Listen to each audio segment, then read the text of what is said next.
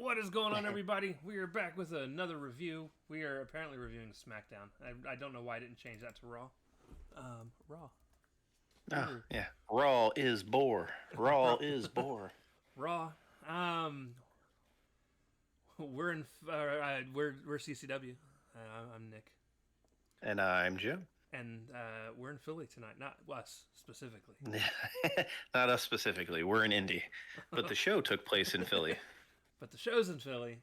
Michael Cole and Corey Graves, per the norm, on commentary. I'm starting to miss Pat McAfee. I'm not. I love Pat. He brings a certain energy, but his energy eventually wears me out. Now, see, I haven't gotten to watch a full episode of Raw with him on commentary in a long time. Like, you were still watching with your wife when I wasn't for the last couple months. That's true. And I had to tone him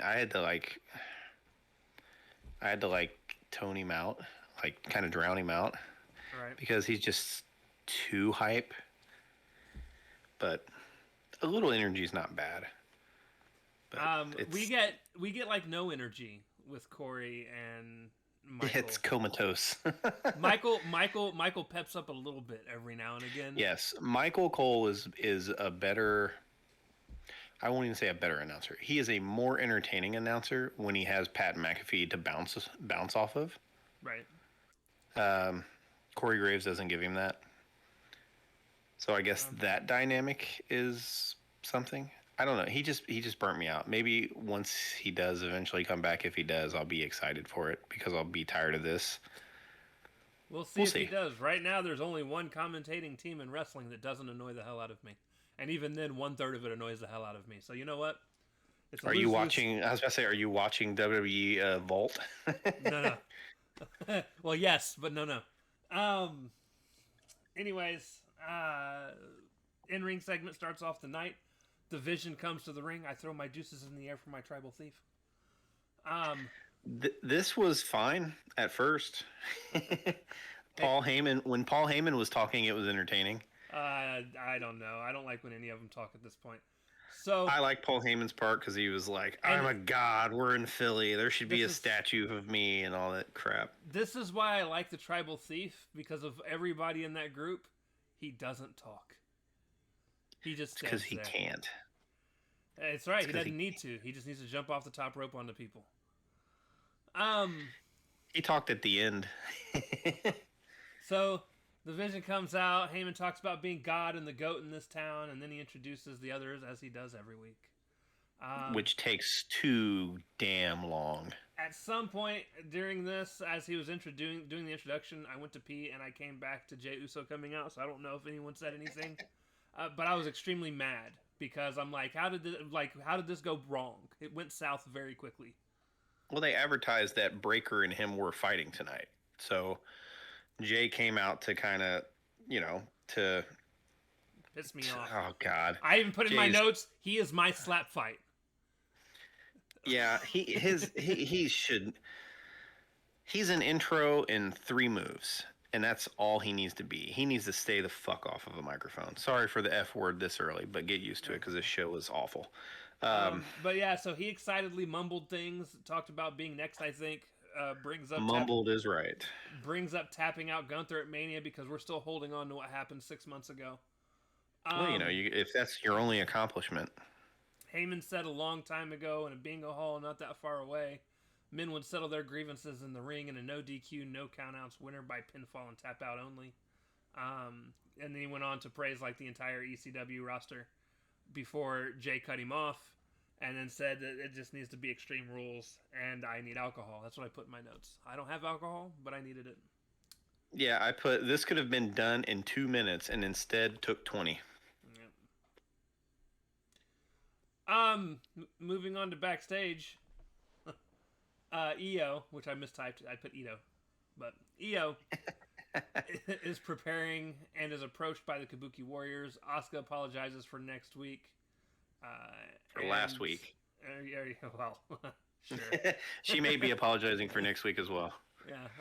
And Kairi Sane asked to let them know if she needs help.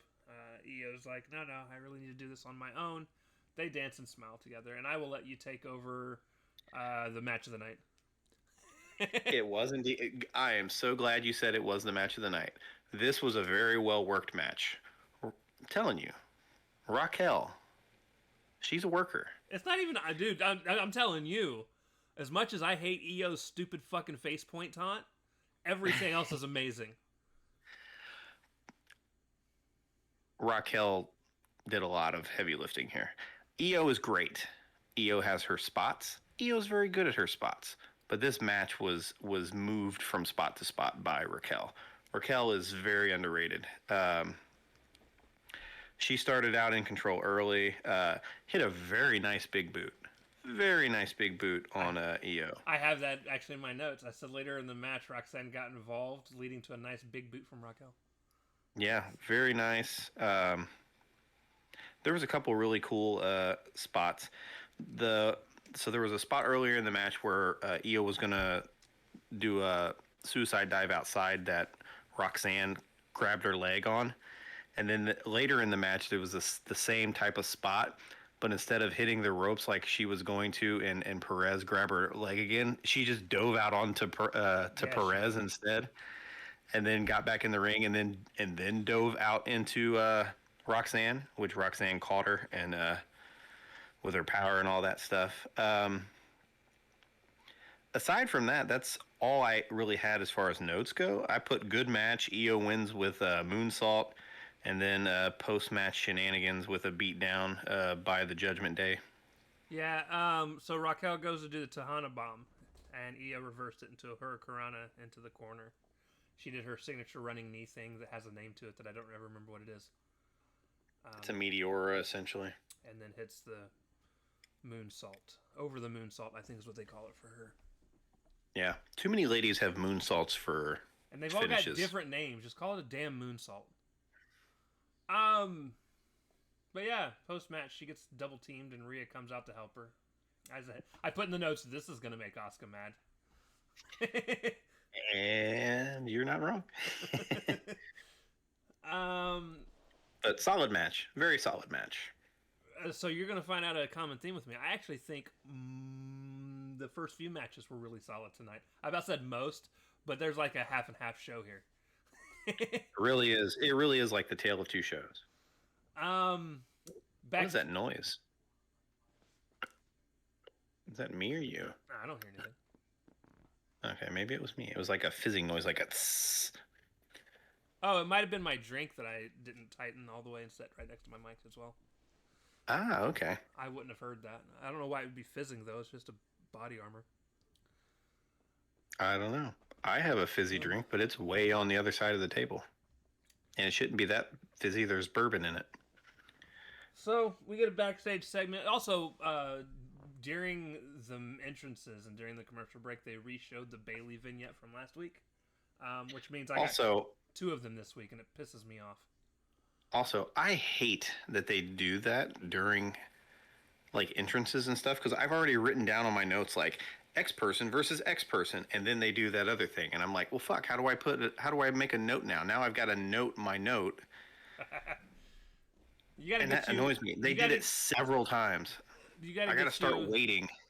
Well, no, so I mean, my notes are just like that. So mine says match 1, Io Sky versus Raquel Rodriguez, and then I put during entrances and during commercial break, they re-show the Bayley vignette.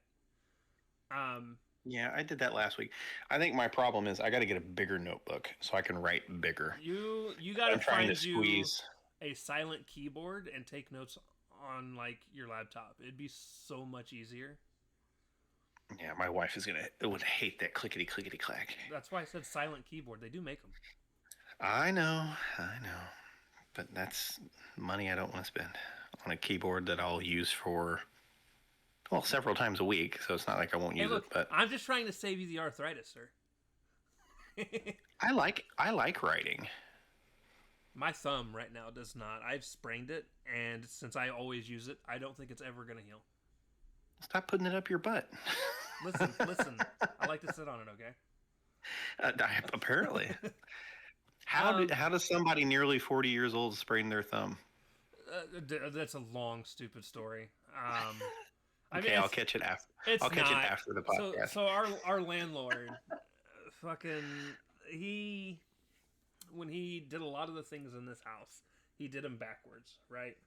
So I spent 4.5, 5 years living here, used to how we locked our back door, um, and unlocked our back door, which is the door we leave in and out of. And then for some reason, Kat had brought it up to him, so he took it out and he fixed it. And I'm so used to it. Screwed you all up. I'm so used to it turning so far one way to unlock it that when I went to go do it, because I didn't know that he had actually replaced it immediately. Not that it would have mattered, because habits are habits, and it would have happened any damn ways. And when I went to go unlock it, I way overextended it and sprained my thumb. Was not fun. And I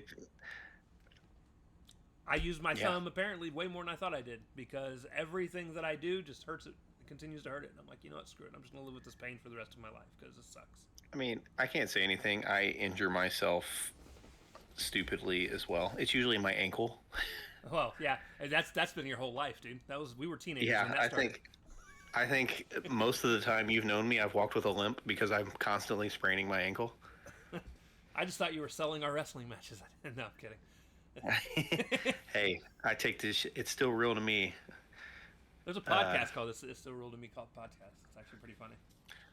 Good for them. That's good stuff. Oh man, we deviated super hard. Yeah, we did. So, anyways, that's how good this show is tonight. Backstage segment. Law Knight is being interviewed by Jackie. Law Knight. she asks about Seth Rollins' Plan B, and he don't care about no Plan Bs. Punk comes in and says they need to work together to avoid people not being able to show up at Clash. LA Knight says none of that. Which makes no sense logic-wise. If anything, you want less people to show up because you want more of an opportunity. So the logic behind this was idiotic. So Law Knight says none of that matters, and at Paris he will raise his hand with the title. It was an unnecessary segment. So now I'm going to talk about my second favorite match of the night. Xavier Woods with Kofi Kingston and Grayson Waller versus Penta. You mean Big G. It's Big G. So this match, so during the commercial break during this match, they're still mourning the tag team titles in the ring. You didn't get to probably see this. I wouldn't have saw it anyways because I was trying to convince a 2-hour and 40-minute show down to just under 2 hours. Oh. So Xavier at some point says that Penta stole $18,000 from him because of what he did to the hat. And right, I did see that part. Well, they referenced it anyways. And he has paid back $0. $0 is how he pronounced it. And I'm mad because Cerro Dinero was right there. And he didn't use it. He does later during the match, thankfully. Yeah, but he screws it up though. But he screws it up in the moment because I'm like, it's because the saying is Cerro Miedo, and he did, and Cerro Dinero is like right there. It's right there. Yeah. And he didn't use it, and I was so mad. Yeah, missed opportunity for sure. Backstage segment, Kabuki Warriors come to check out Io, and Asuka is mad, and is mad that it is okay apparently for Rhea to come help, and they weren't allowed to. Io lost her shit at everyone, and she storms off, and you could hear her screaming for like a hallway and a half.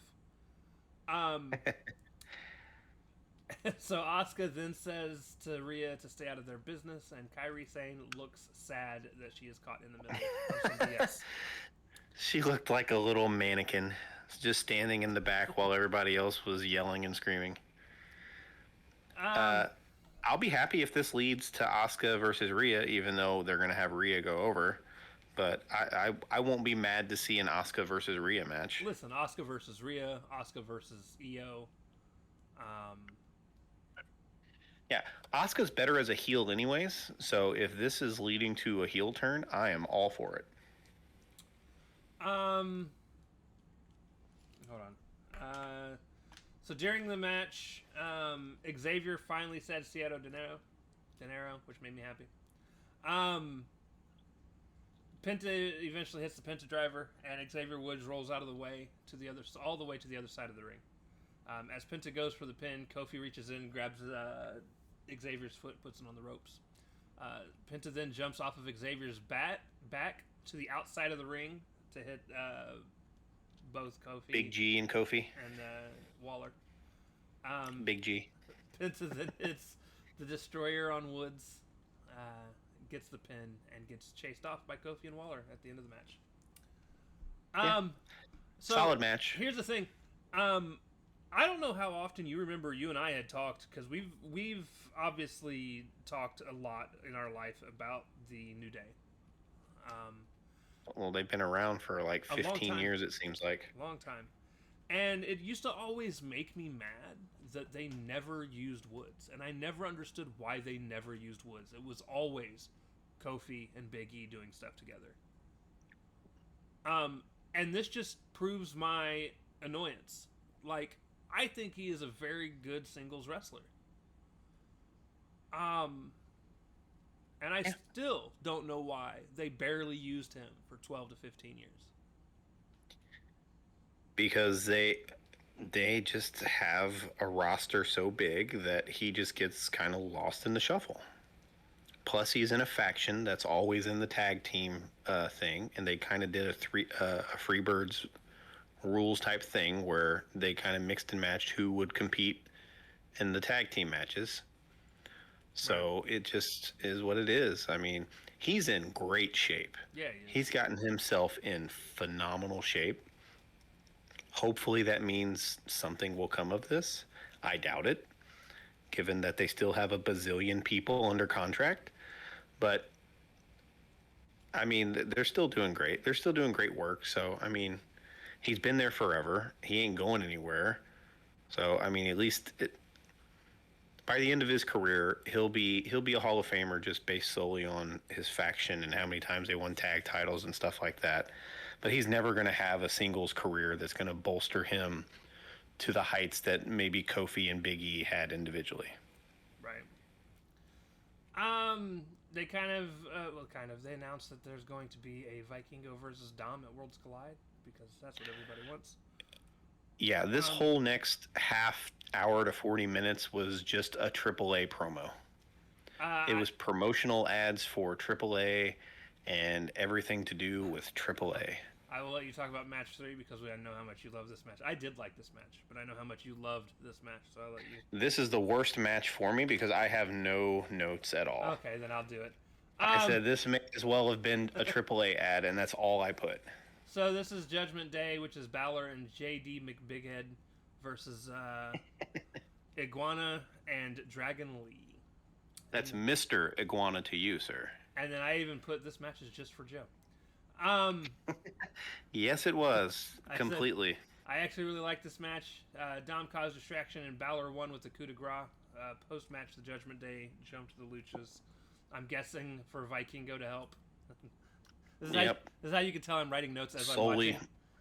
Solely just for that purpose. And I was right. Vikingo comes out and cleaned house with the guys, and then the villains eventually get the upper hand. I was kind of disappointed that Finn didn't bring the demon puppet out to fight with Mr. Iguana's puppet. Well, that was already done on AAA. I know, but at least that would have been cool. That would have been the only saving grace of this entire segment for me. I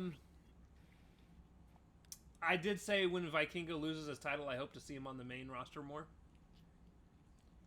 I love Vikingo. He's one of my favorite luchadors. He's super talented. I just don't know how his style is going to mesh well with regular main roster people. Right. Or if they're just going to or if they're just going to have him wrestle. I would like to say other wrestlers like him. He did perfectly fine against Kenny Omega, but that's fucking Kenny Omega. Yeah, that's an all-generational talent who can wrestle any style you need to wrestle. But yeah, I don't know. You're not going to get that out of Randy Orton. I don't like Vikingo in AAA. Not because I have a thing against AAA. I enjoyed what little bit I got to see of the Worlds Collide stuff that happened. Or not Worlds Collide, Triple Mania. Worlds Collide is the next WWE pay-per-view that has them in it. Right.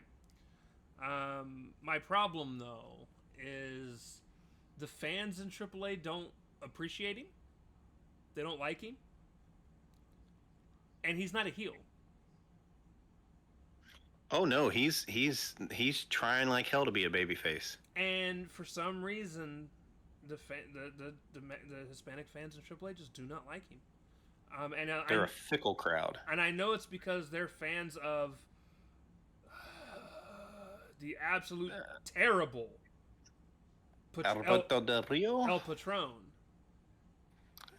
He's basically signed with WWE. It can be Del Rio, but Patron is what he goes by over there. Regardless if it's wrestling or as a human being, the dude sucks. Don't disagree. So I don't know what they see in him or why they like him, but they absolutely loved him as champion. I don't know. We can ask Conan. Let's phone up Conan. Yeah, let me call him up on my speed dial right now. Right. So yeah, I don't know. Anyways, I'm guessing we'll probably get a 6-man next week with all these people. Oh fuck! I hope not, but and then I'm you're sure probably right. AJ will get involved in some way. They gotta produce that AAA ad every. Where the hell was AJ tonight? I don't know, man. He went to Mexico. Since he's a flat earther, maybe he just didn't know which way to go on the 2D plane to get to Philadelphia. That's fantastic. You're welcome. But yeah, heels eventually come back. Dom takes Vikingo out with a splash. And yeah. Yeah, Judgment Day stands tall. Yay. We get a backstage interview with Becky, and she asks why Becky attacked Natalya, and Becky was like, "Yo, I didn't attack Natalya. Natalya attacked me." And she's going to prove to everybody why Natalya should stick to wrestling and other small promotions. I hate Becky's new cadence, the cadence in which she talks. I hate it now. It doesn't bother me. This match bothers me though. You mean especially if you watched any of AAA and you got to see Natty there? Yep, that's actually why this bothered me so much. So her presentation on WWE is freaking awful. It's awful. I want you guys to know something. I have spent most of my life thinking Natalya has been one of the most mediocre wrestlers I have ever seen in my life. And she's not. And she's actually really good. And that was up until about within the last 2 to 3 months, where she's been showing up in AAA because she was at Triple Mania. She's been doing some stuff with another smaller promotion that I can't remember the name of right now. But GCW Bloodsport. Yeah, I think it's Bloodsport. And outside of WWE, like I want you guys to understand something. That AAA match was really good. What I saw of it, with her and the other 2 women. Yeah, that was the match in the previous thing that I had to turn off because I was getting so distracted because of, well, the match. But it's like night and day. Her presentation is so much better. It's a tale of gear. Her ring work is so much better. Like it's a tale of 2 natties. Like watching this, I was excited for this match because I was like, oh, we're gonna get Becky and Natty, and then it's like, no, we got Becky and Natalya, and there's a difference. Yeah. And this sucks. This Natalya sucks. It's the smile and wave at the fans and be with the jobber fucking faction and put over the mediocre star they want to put over at the time. She's an enhancement talent because they know she'll make the other person look good. And it sucks because she's just been relegated to it for a decade now. And she's got the ability to be much better than that. Now, obviously, none of us expected her to win this match. This was for the Women's Intercontinental Championship. And we know Becky wasn't going to lose it because she's got to go on to fight. And this is fucking Brie. Or Nikki. Whatever. It doesn't matter which Bella. They both suck. But, like, it was a squash match. Well, they gave Natty an out with the shoulder thing. And then she had a hope spot. And then that was pretty much it. It was about as... I don't give a damn about her hope spot. I was hoping she'd put on a good match. Where's my hope spot? They got it. It's the they got to make Becky look really strong going into whatever feud Becky's going to go into because For what? they're The paying. downgrade in talent that is Nikki Bella? Natalia's They're. way better than Nikki has ever been. I agree. I agree. It's Oh. Nikki Bella's been on mainstream TV, so she's a bigger name, unfortunately. With her connection to John Cena, reality TV, The only thing bigger about and her, never mind. I'm not going to go there. So, yeah, yeah, don't get us canceled. um, anyways, so yeah, she gets a shoulder hurt early on in the match. She sells it for the entire match, barely does anything else. Becky wins with a disarm her. Post match, Becky attacks the ladies, and Nikki comes out for the save, and I don't care.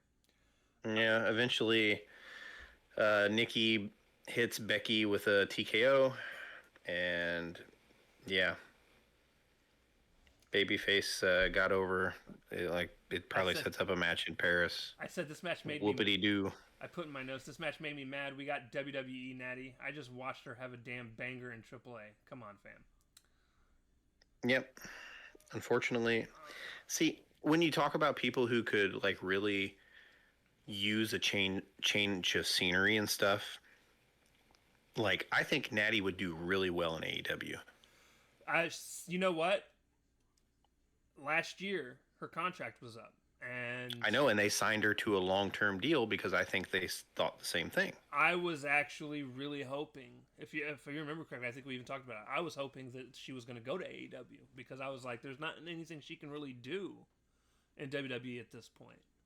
Could you imagine her and Chris Statlander? Oh, dude, they'd be beating the hell out of people. Oh, dude, her and Willow, her and Mercedes. I mean, her and Tony. I mean, it'd be great.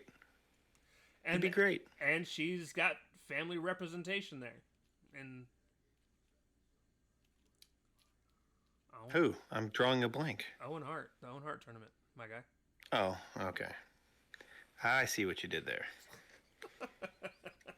I see what you did there. In fact, she's the only female to graduate from the dungeon. That is true. Yeah. Or that's what they say anyways. Anyways, backstage, Jackie interviews Sheamus. Sheamus talks about, basically talking trash about Rusev. Rusev comes in screaming like he's a Neanderthal or something. From like 30 feet in the background. They approach each other. Pierce comes in screaming as well.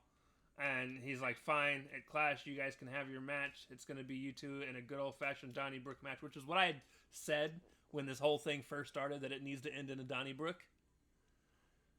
It's taken too long. And thankfully... It's been too many segments. Listen. The first couple segments were terrible, but ever since they started rolling around in their dust cloud, I have been on board. Yeah, you're only on board because of that picture. Listen, I'm only on board because I thought of that before the picture, and then I made the picture, and it'll never see the light of day. But no, but it is funny. It literally is a dust cloud of them fighting. It's very good. But yeah, so they're gonna have their Donnybrook match at Clash. It sounds like they're having quite a few matches at Clash so far, compared to normal. Yeah, well, they don't need a women's World Heavyweight Championship match. They'll probably still have one. To crown a new champion? Yep. Segue. Wait, we got another thing in between there. Yeah, we got it. I forgot Phil was in the back trying to make friends. Yeah, we get a commercial interview with Trick Williams that I also don't care about, so we're not going to talk about it. Yeah, I didn't even get that on my version of Netflix, so I don't care about Trick Williams. They just keep putting TNA titles on him, and it just makes me feel bad for Joe Hendry. Punk is trying to be friends with Jay, and Jay's like, yo, no disrespect, I don't need the help. At the pay-per-view, it's going to be all men for themselves. All mans? Whatever. Look, I still was more understandable than what he usually is. Punk says... He's like a mumble rapper. Punk says, just letting you know I'm here. Just dumb. Just let them all get themselves beat up, Punk. What the hell are you doing? Where's the smart Punk that we used to get? Where he'd be like, yeah, if you guys want to get the shit beat out of you and don't want any help, fine. I'll be there in fucking Paris to take the title while you guys are all worn and beaten up. So, this next segment is Naomi with her announcement, which we had been talking about, and again, pretty spot on. I felt it was pretty obvious.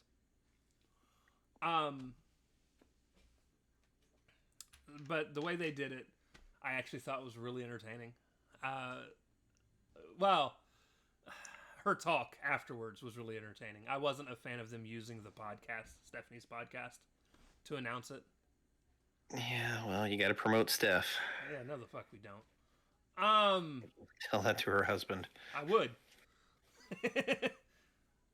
Well, too bad there's not press conferences for media anymore. We're never getting those invites. What's Triple H gonna do? Chase me? He'll never catch me. It's not the fact that he'll chase you. It's the fact that he'll send people to chase you. That's probably true. Because he ain't running. No, the fuck he ain't. No, he ain't running. It'll do him harm if he does. No, I don't know. Listen, I don't mind Steph showing up for, Oh, I ain't got nothing wrong. I ain't got nothing against Steph, but I like Steph. I just don't care for the podcast. I've even watched a couple episodes. It's not that I don't care for the podcast. I have a hard time for it being used here. I have a hard time listening to her talk for that long a duration. Watch the Cena one, which is the one I actually just watched last week. Only because she doesn't talk much. It's mostly Cena talking. It's pretty good. So yeah. Naomi's pregnant. Big Jim didn't pull out, so right. She has to relinquish the belt. But in all seriousness, congratulations to her. Absolutely. She seemed pretty stoked. It was a weird promo because she was going in and out of character. She was trying to stay in character as much as she could, but like also still being super happy. And the crowd wasn't letting her. Let's be fair. The crowd did not care.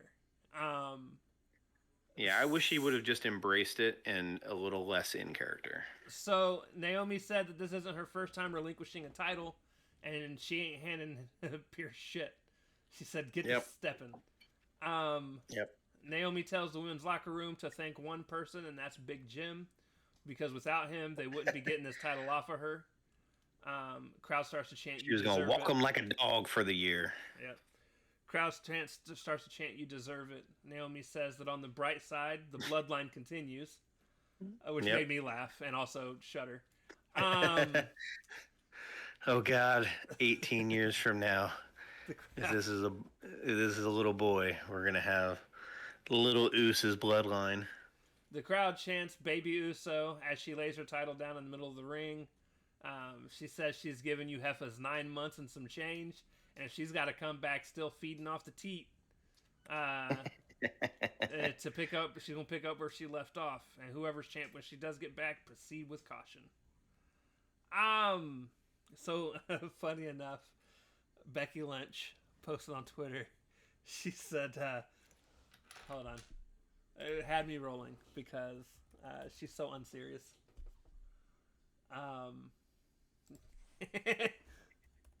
Becky Lynch.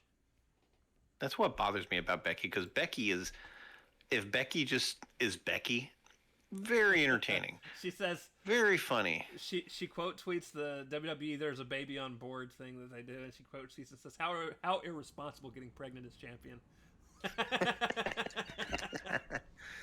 Nice. And for those of you that don't know, that's what happened to her a couple years ago now. Oh man, it's been quite a few years ago. Asuka was still a single, so it was a long time ago. Yeah. And that was a legit reaction in the ring when she told Asuka she was pregnant, and that Asuka was getting the belt. That was a legit reaction from Asuka. That was a really good segment. I wish they had done something like that with this. They didn't have a Money in the Bank. They didn't have a logical way to transfer the belt. What I would have done I would have dragged Io and because here's the thing, I think it 100% should be Io versus Vakir, Vicaire. because they both had matches set up. And I would have dragged both of them out, and I would have had Naomi in the middle of the ring, and basically do the same thing that Becky did, except tell them, you know, you're gonna have a match at Clash for this title. And then leave it at that. Like, obviously, she still could have done her her stuff that she did as far as telling everybody she's gonna come mess them up.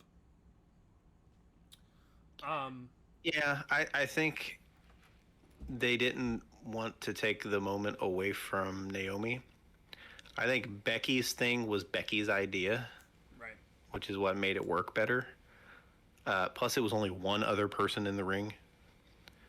But yeah, I do totally think we're gonna get Io versus Vakir.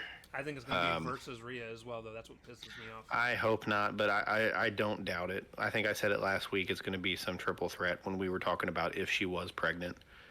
So, yeah, they're going to have to throw Io in there. And honestly, I hope that of the three of those, if it is that Vakir wins. So we just get a different champion. Yeah. Yep. Give the youngster a chance to go, even though I don't know what her age is compared to the other ones. So during the commercial break, there's an interview with Nikki Bella, and I still really don't care. Oh, I didn't get that. Thank goodness. I did put, though, she said that she's going to be in Birmingham next week, and that made me laugh. Oh, God. And she's been doing TV forever. Oh, yeah, she has. Hopefully she is in Birmingham, and then everyone else will be in Birmingham. Where's everybody else out? Yeah. We get a backstage segment, and Dom is talking to El Grande, and Finn's confused about what's going on. And then Finn's like, "I'll meet you guys in the car," and then nothing else happens. I didn't even see that part either. Man, I skipped all kinds of stuff. I don't know, like, what he was waiting for. Like, I was thinking maybe there was going to be something during the show. Because he's like, yeah, I'll catch up. And then, because usually when somebody's like, yeah, I'll catch up, it's like, oh, they're going to show up again later on. No, nothing happens. Apparently, he's just going to show up next week and be like, oh, guys, I forgot to catch up. My bad. I don't know. Yeah, match 5. Jey Uso versus Braun Breaker. The not-so-extreme rules match. Actually, there was one really cool thing that happened here, and it looked like it might have had a chance to actually hurt. Is that when Braun got clotheslined over the ropes into the shopping cart? Yeah, it was. Yeah, I thought for sure he freaking tore his leg up. He landed like on the his legs landed on the shopping cart as he fell to the floor, and I was like, oh, that sucks. He did a good job selling it too. Like that. I'm not sure if he really did maybe have jammed his knee or something, but he eventually was fine. I do have one thing to bitch about before we get started, and I think you may. I've bitched about it before. Can you guess what it is? I don't know. It's the freaking Slim Jim tables. Oh, listen. I'm so tired of it. I hate them too. Just tired of it. This is it's why they're already plastered all over the freaking place. Why do you need to have them on the tables? Yeah, you already have LA and fucking Slim Jim in his commercials and stuff. Why do you have to have it on everything? Unfortunately, the kendo stick's going to be sponsored next. The Slim Jim are all tables, the chairs going to be? The Slim Jim tables are already here to stay for a while. They were contracted out. This isn't just a one-off thing. Slim Jim. Last I checked, Slim Jim doesn't make furniture. They don't, but they paid to put their logo on the table, and WWE's like, money. TKO, technically. It was like money. For fuck's sake, man. But yeah, so I didn't write a whole lot of things. I said as Jay was about to win, Reed comes out and starts messing up Jay. LA Knight comes out and starts taking out Reed. As LA is about to do some damage to Braun, Seth comes out and messes LA up. Seth then pedigrees Jey Uso in the middle of the ring. CM Punk then comes out, and him and LA Rollins battle through the crowd. I put LA and CM, and I said they should be a tag team called Clam. They Clam. uh, they take turns punching Seth. Seth pushes Punk into Knight. Knight falls off the apron into a Slim Jim. And Braun. I'll allow that because I do at least find that funny. He throws him off the apron and through a Slim Jim. Braun was about to do his around the ring spear when Reigns' music hit. And let me tell you guys, this is the other cool thing that happened in the match. Reigns doesn't show up in the entranceway. So at this point, Braun's like, well, screw it. I'm going to go ahead and start running around the ring to hit this spear then. And again, he turns that first corner, great camera work, way down. Because he turns the corner and gets speared pretty much out of his fucking shoes. Yep. Reigns was already ringside. He then Superman punches Reed. Jay then proceeds. Same difference. Jay then proceeds to put Breaker on another Slim Jim. Jumps off the table. Splashes him through the Slim Jim. Splashes him through the Slim Jim. Gets the 1, 2, 3. And apparently it's going to be Reigns versus Reed in Paris. I'm down for that, even though Reed won't go over. I'm hoping Reed takes a lot of the match, though. I'm hoping he takes some more shoes. Yeah. And this was the fun part about that. As they're going off the air, Bronson Reed's like, yeah, I'll take those too. I'll take them right now. He's like, bring them to Paris. I'll take them there. Yeah, it was fine. There was way too many weapons in the ring where it looked like they only had like half the ring to bump on because are you talking there's about too many chairs in the ring. Jey Uso decided to actually yeet some chairs into the ring and a whole bunch of them? Yeah, there was way too many chairs. The only other thing of note that I have written down is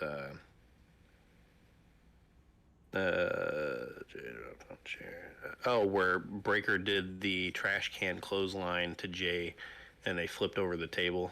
Right. That was about the only other spot that was halfway decent. I mean, aside from... Oh, and I love Braun Breaker's Frankensteiner. Oh, it's beautiful, dude.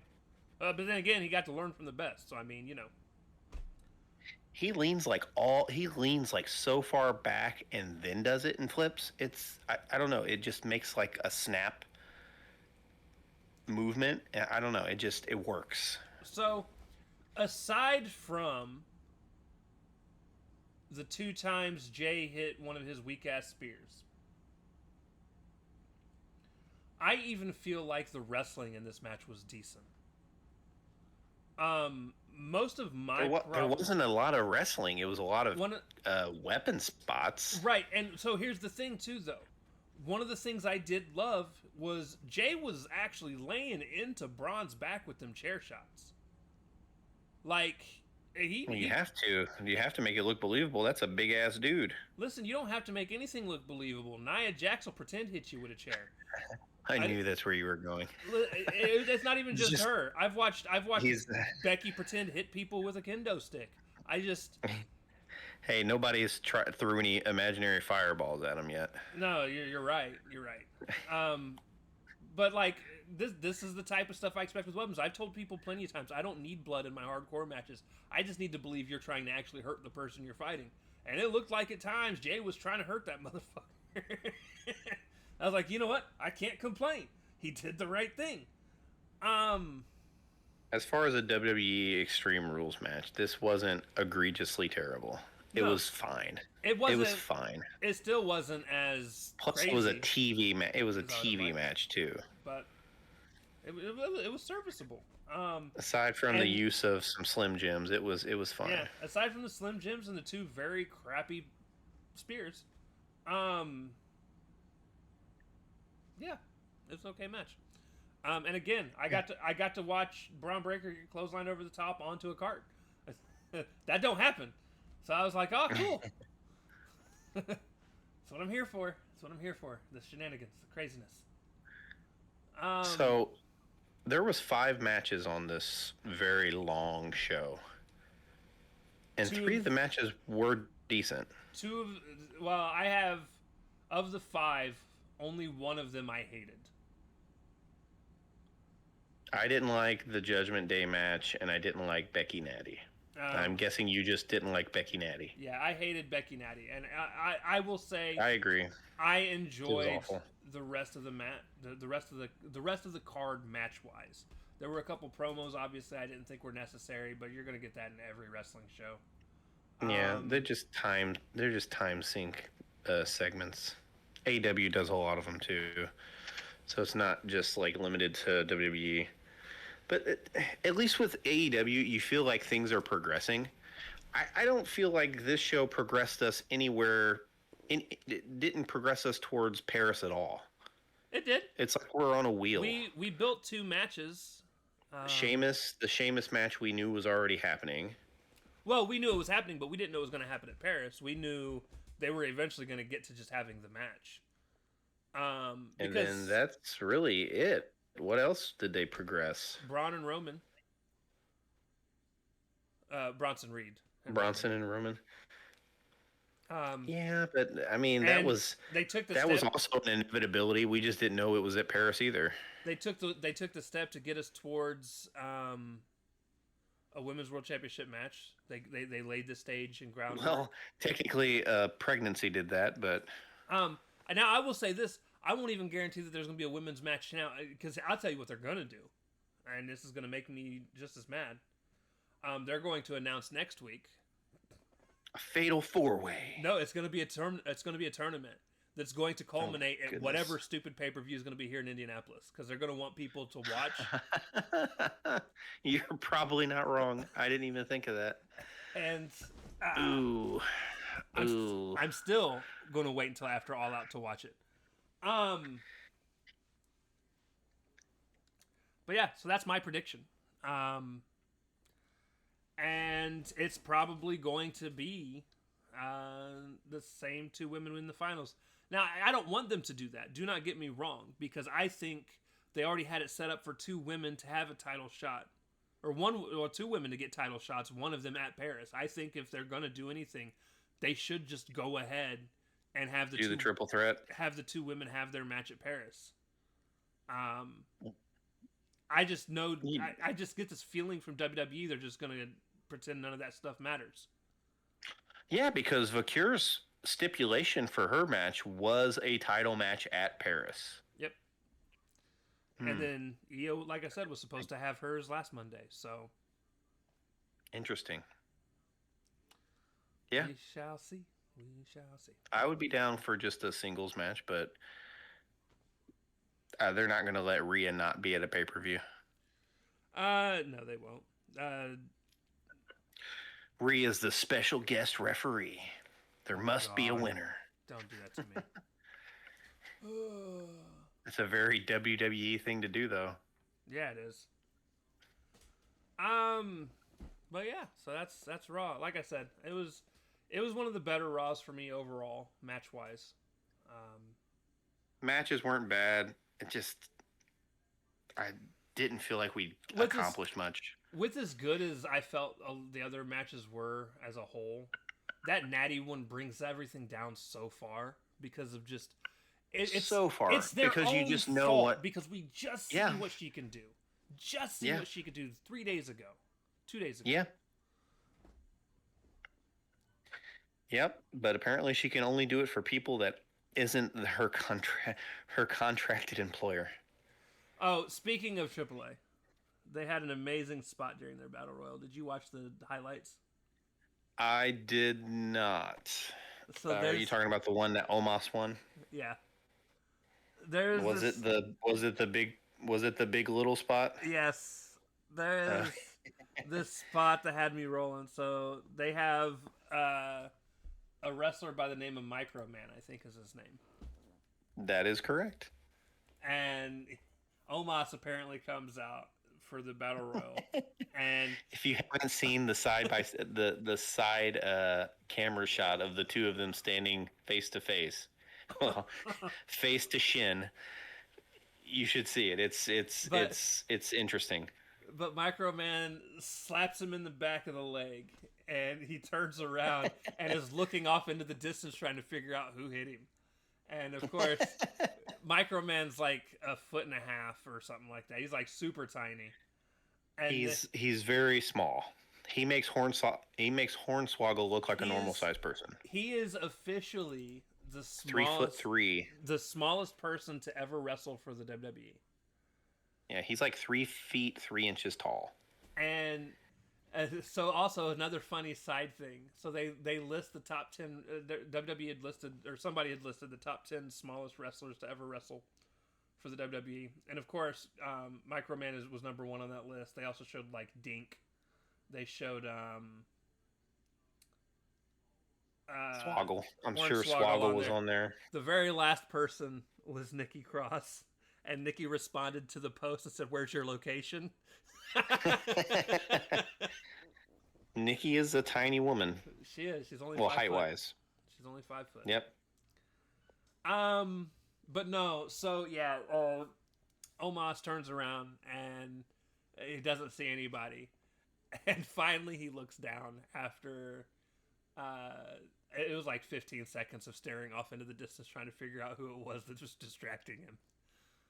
And yeah, it was just little dude, Microman. And eventually Omos just picks him up and tosses him over the top rope onto a group of people. But when he picked him up so high into the, oh my god, dude. That would be terrifying. To be that yeah, little. Because if you could legit get... Yeah, because you could legit get hurt. It was a well done spot though. The whole thing was. Now I didn't watch the whole match. I had literally only saw that part of. No, that's a lie. I also saw the part where, I don't know if they're a trans wrestler or if they're a wrestler that just dresses in drag. But them and Otis had some moments in the ring where they were like flirting with Otis, and Otis was flirting back. It was hilarious. Triple H looked so uninterested and so unenthused. Yeah, well. But yeah, guys, AAA Mania, another thing that you guys didn't get to see, if you didn't watch the show. And it's something we're probably going to get to start being able to look forward to in the future of WWE. So they have ads that run on their little Titantron during the matches. I thought that was... God, yeah, you were telling me about that yesterday. Hot sauces or the day before were showing up on the screens and stuff. I was like, come on, guys. So unnecessary. Yeah, get ready. Netflix is going to be running trailers in the middle of matches and shit on Raw while the matches are going on. Just give it time.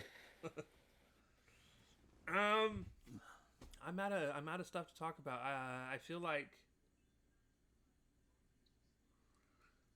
Yeah. Dynamite's Wednesday. That was just another episode of Raw. Yeah. But yeah, we got Dynamite Wednesday, so there's looking forward to that. What matches do we have on Dynamite this Wednesday? Dynamite should be a good show. It's their Dublin show, so it's like their go home week for the pay-per-view. So they had a bunch of stuff set up. They were mostly like a bunch of multi-man matches, but that's not uncommon for the week leading into a pay-per-view for them. Hold on, we can figure this out. They're giving me CM Punk results. That is wrong. All right, jerks. CM Punk's new tag team, Clam. Listen, when I wrote CM and then I put, what was it? I was referencing CM and LA, and then again, like the letters just combined to me, and it said CLAM, and I was like, they should just be a tag team, be CLAM. Yeah, I'm gonna tell Kristen about that tomorrow. All right, so we made it to Twitter, and if we go to AEW, look, I ain't even gotta type it in. It was like one of my most recently searched things. I'm about to say, I think we just looked the last time, or when we did the Dynamite We've got review. The Death Riders versus Tanahashi and Jet Speed. I'm sorry, was that Tanahashi you said? Your yeah. favorite Japanese wrestler? I actually don't mind Tanahashi. It's just old man no knees Tanahashi I got a problem with. Isn't that one and the same? No, he actually was good 5, 6 years ago and could move. I don't um, know if I'd go that far, but he was fine. we have Mercedes and Ember Moon. No, Mercedes and Athena versus Tony and Windsor. Mm, it'll be fine. I don't like Alex Windsor. I don't know why. She just doesn't do it for me. Regardless of her relationship with Will Ospreay. We've got the finals of the tag team tournament to determine who's going to go up against the Hurt Syndicate, and that's going to be Who FTR you looking versus for? Brodito. So here's the thing.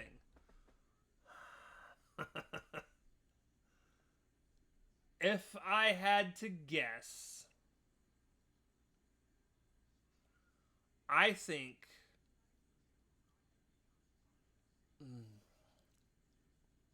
I think there's a case to be made for both of them winning. Obviously, I want Brodito to win because I love Brody King. Right. I mean, I love FTR too. FTR is like my favorite active tag team right now. But Yep. I've seen FTR mixed in with the tag titles a lot in AEW.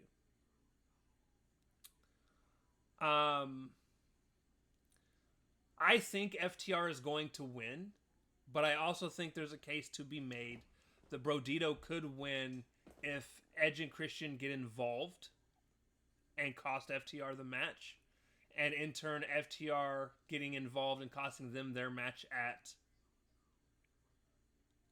Forbidden Door. Forbidden Door.